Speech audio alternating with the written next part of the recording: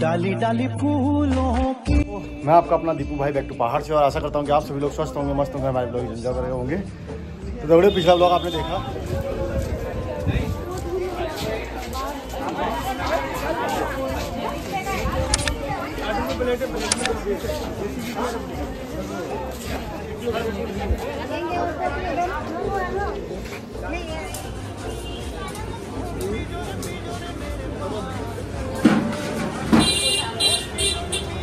यह सरोवर का गेट, और यहाँ से नीचे सरोवर की तरफ को जाएंगे।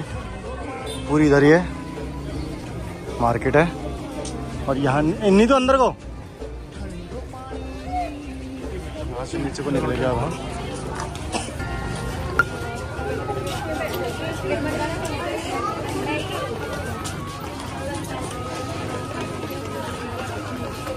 भीड़ आप देख ही रहे हो कितनी है।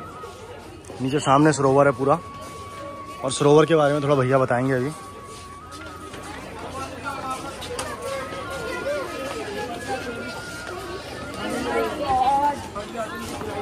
तो उतार दिए हैं आपने, और यहाँ से आप नीचे को चलेंगे नंगे पैर।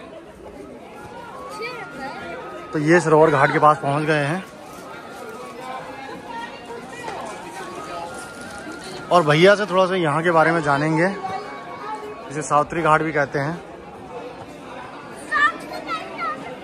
बुरा ऐसे अच्छा लग रहा है ना, देखो कितनी गर्मी हो रही है।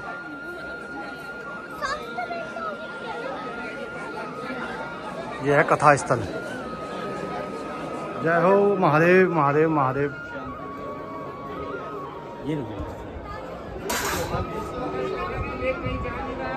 और यह है सरोवर। सब आ गए?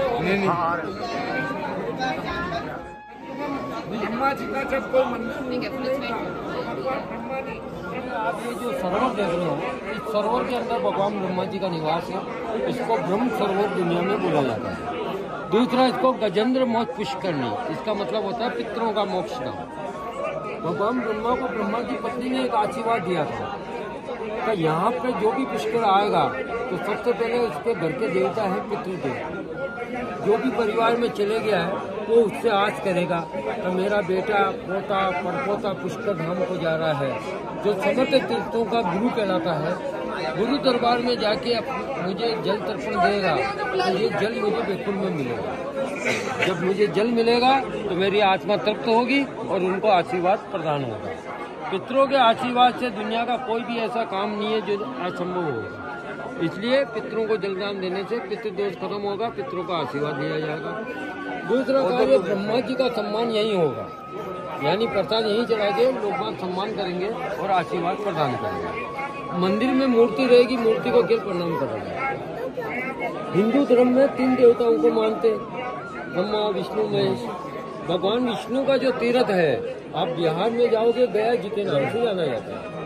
शिव का तीर्थ है काशी बनारस के नाम से जाना जाता है। प्राचीन काल में ब्रह्मा जी का स्थान नहीं बना। एक बार भगवान ब्रह्मा विष्णु के पास गए, बोले सृष्टि की रचना तो कर दी लेकिन पूजा नहीं होती, क्योंकि मेरा न तो मंदिर है न मेरा कोई तीर्थ है, तो एक स्थान आपको बनाना पड़ेगा। भगवान विष्णु ने अपनी नाभि से कमल का पुष्प निकाल के ब्रह्मा जी को दिया। बोले ये कमल इतना चमत्कारी है कि धरती पे जहाँ गिरा दोगे वही तीर्थ बन जाएगा। तो कमल का पुष्प ब्रह्मा ने हाथ में लिया और कमल को आदेश दिया कि तेरे गिरने से मेरा तीर्थ बनेगा। तो ऐसी जगह गिर जहाँ ऋषि मुनियों ने तपस्या करी हो, जो तपोभूमि कहलाती है। ये कहकर कमल को अपने हाथों से गिराया तो कमल ब्रह्मांड की 7 परिक्रमा करता हुआ पुष्पों के बीच में आया। कमल गिरने से धरती पटी 7 पाताल जमीन से जल निकल के आया, तो भगवान ब्रह्मा का ये ब्रह्म सरोवर कहलाया। पुष्प गिरने से तीर्थ का नाम पुष्प रखा। ब्रह्मा के हाथ से गिरा तो हाथ को संस्कृत में करके थे, दोनों का संधि करके नाम रखा पुष्कर। ठीक है, अब तीर्थ बन गया तो फिर ब्रह्मा जी को विचार आ गया का सृष्टि की रचना करी, यानी मानव का जन्म जाता मैं हुआ, तो जब तक चमत्कार नहीं होगा कोई आके नमस्कार नहीं करेगा। इसलिए जल को पवित्र बनाना पड़ेगा, शुद्ध करना पड़ेगा, और उसके लिए यहाँ पर महायज्ञ करना पड़ेगा। महायज्ञ करने के लिए ब्रह्मा जी ने 5 दिन का मुहूर्त निकाला। कार्तिक मास की एकादशी से लेकर पूर्णमासी, ये 5 दिन का मुहूर्त निकला। इसलिए 5 दिन का अंतर्राष्ट्रीय पुष्कर मेला नवंबर के अंदर लगाया। ओके। नवंबर में। दीपावली के 10 दिन बाद 33 कोटि देवी देवता निवास करते हैं। अब मुहूर्त निकला तो ब्रह्मा जी ने 33 कोटि देवी देवताओं को बुला लिया, अपना धर्मपत्नी सावित्री को बुलाया। देवतागण यज्ञ में आए, वाइफ आने में लेट हो गई। ब्रह्मा जी इंतजार कर रहे थे तो वाइफ आवे तो मैं यज्ञ प्रारंभ करूं, लेकिन इनकी वाइफ यज्ञ में नहीं आई। धीरे धीरे यज्ञ का समय निकलता गया और एकादशी का जो मुहूर्त था वो निकलने वाला था।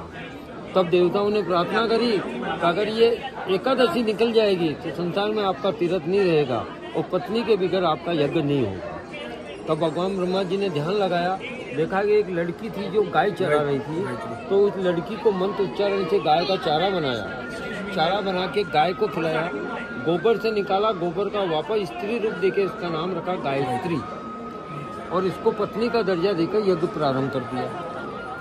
यज्ञ प्रारंभ होने के कुछ घंटे बाद फर्स्ट वाइफ भी आ गई, लेकिन अपने स्थान पर सेकंड वाइफ देखी तो क्रोधित होकर ब्रह्मा को श्राप दिया। तो दुनिया में आपका एक ही मंदिर बनेगा, लेकिन मंदिर आपको जी नहीं रहेगा, क्योंकि मंदिर में कोई भी प्राणी फूल प्रसाद पूजा अर्चना मन्नत दान अगरबत्ती मनोकामना करेगा तो हमेशा दरिद्र रहेगा। कोई भी प्राणी मूर्ति घर में नहीं रखेगा, कोई आपका त्योहार नहीं मनाए। दूसरा श्राप दिया ब्राह्मण को, तो पति को शादी ब्राह्मण ने करवाई तो ब्राह्मण को भी श्राप देते हैं तो ब्राह्मण का हाथ सदैव नीचे रहेगा।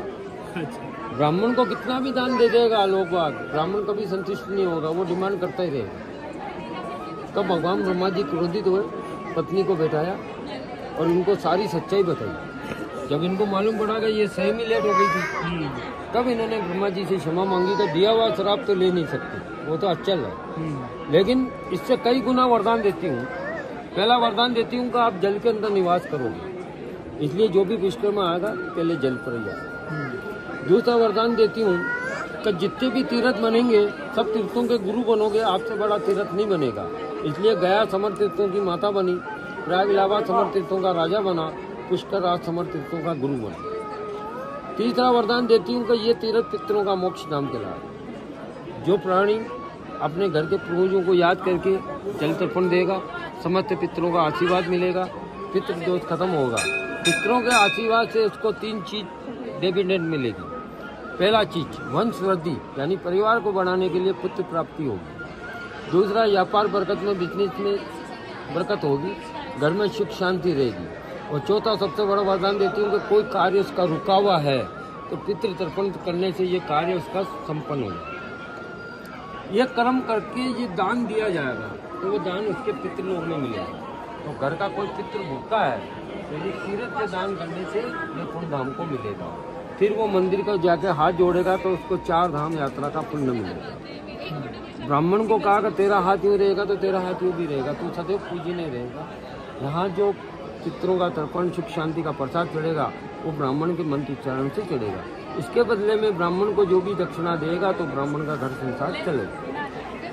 पूरे पुष्कर में 1000 मंदिर है, आप कहीं भी जाइए आपके हाथ से 1 रुपया भी दान नहीं होता, कोई आपको ये नहीं कहेगा यहाँ चढ़ाओ। यहाँ व्यवस्था ट्रस्ट करती है, तो जो अपना पितरों का नाम का दान करते हैं वो ट्रस्ट में करते हैं, जिसके आपको वहाँ से रसीद प्रसाद मिलेगी। ट्रस्ट की तरफ से सुबह शाम ब्रह्मा की आरती के समय भोग लगता है, गरीबों का लंगर लगता है, विकास कार्य चलता है और मान्यता है कि अपने पितरों को ये प्राप्त होता है।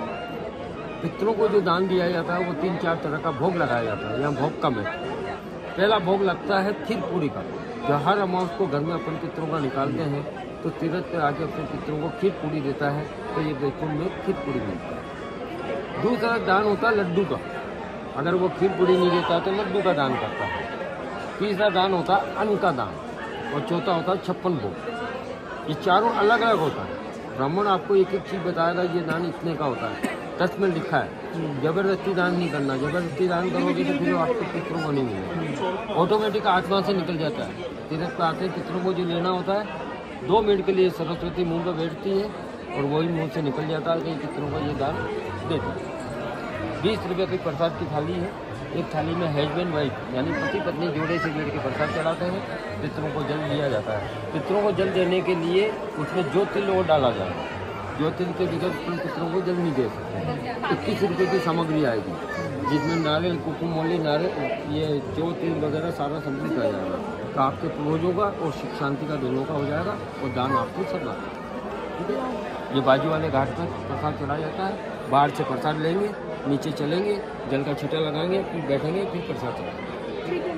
तो गाइस ये पितरों के नाम के हमने थाली, तो अभी चल रहे हैं नीचे को, सबने एक एक थाली ले ली है और अब भैया नीचे ले जा रहे हैं। इस थाली में क्या क्या है? फूल है, प्रसाद है, चीनी है, जौ है, तिल है और हल्दी। तो क्या क्या चढ़ाना है वो भैया ने भी बताया था, क्योंकि यहाँ वैसे नहीं चढ़ता।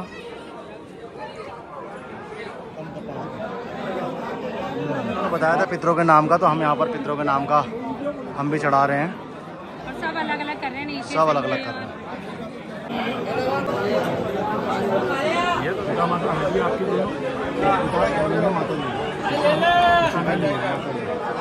जो मर गए उनका नाम बोलो, पिताजी का नाम बोलो, और दादा दादी है आपके, दादा का नाम बोलो नारायण, और दादी कितनी है, और पिताजी के भाई के जितने ताई चाचा चाची उनका नाम बोलो, और बुआ जी फूफा जी के पिताजी की बहन या उनके भाई जो गुजर गए उनका नाम बोलो। तो गाइज यहाँ पर पुष्कर के घाट पे हो रही है पितरों की पूजा, तो हम सभी लोग वो करवा रहे हैं। यहाँ पर हम करवा रहे हैं, नीचे हिमोर करवा रहे हैं और हाँ वहाँ पे स्तुति और लाला भी करवा रहे हैं। और यहाँ पर बहुत मान्यता है पितरों की जो पूजा होती है उसमें। मामा मामी सब है और मौसी की मौसा जी, माँ की बहन को और अब आपके सास ससुर सारा पितर बाल पितर भूले चुके, जाने अनजाने, गर्म से गिरे, अकाल से मरे, एक्सीडेंट से मरे, जल में डूबे, सर्प के काटे, ज्ञात अज्ञात, अग्नि से जले, सर्व पितर पुष्कर प्रतिमा, ब्रह्म परिपल, आठ दिवस, 7 पीढ़ी के सर्व पितर, कोई भूल चुक हुई हो, क्षमा करना, निवारण करना, इदम जलम, अस्मरण, सौदाय नमः, सौदाय नमः, सौदाय नमः। आज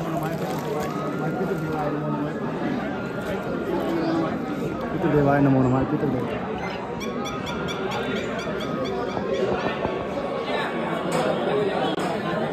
आ गए हैं और ऊपर को चल रहे हैं अब ब्रह्मा के टेम्पल में। तो वहाँ भी कह रहे हैं कि पूजा वगैरह तो होती नहीं है, और वहाँ भी दर्शन करके आते हैं थोड़ा। चीनी दे दिया, खुले नहीं पड़े बबू के पास होंगे, बबू जी 20 में खुले,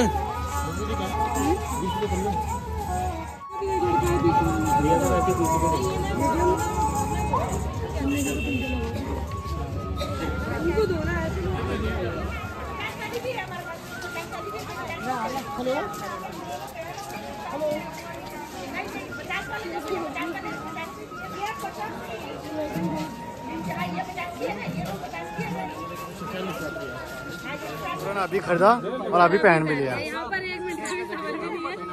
चलो लेके भुगतान करना मेरी गाड़ी, ये देखो हाथ लगा दो, सारा काम सफल हो जाएगा।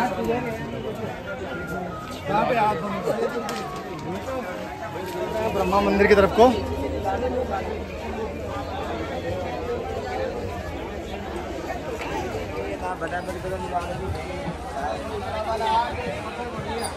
तो हर जगह भीड़ भीड़ भीड़।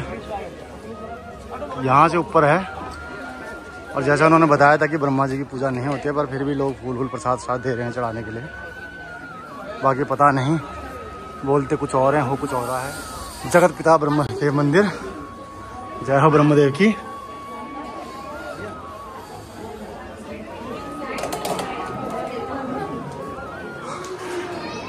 भव्य मंदिर बना हुआ है देखो। तो अंदर वीडियोग्राफी अलाउड नहीं थी, इसलिए हम बाहर आ गए फिर अब दर्शन करके। और ओम ब्रह्मण के आ गए ऊपर से।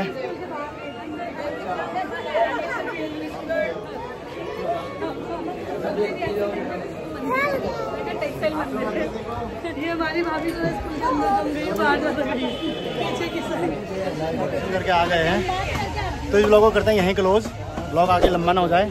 और दूसरी राइड के लिए और दूसरे पॉइंट पे चलते हैं और देखते हैं वहाँ क्या होता है। तब तक के लिए जय देवभूमि, जय उत्तराखंड।